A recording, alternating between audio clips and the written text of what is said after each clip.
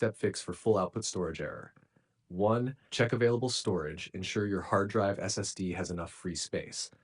Delete unnecessary files or move them to an external drive.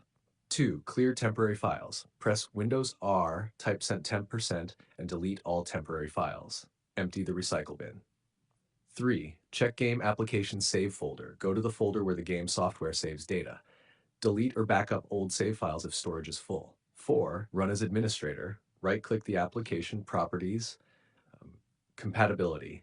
Run as administrator. This ensures proper write access to storage folders. 5. Change output save directory. If the software allows, change the output or save directory to a drive with more space. 6. Check disk health. Open command prompt as admin, type CHADSKFF and press enter. Fix any disk errors that may prevent writing data. 7. Reinstall software game. If the error persists, uninstall and reinstall the software game. Ensure you install it on a drive with sufficient free space.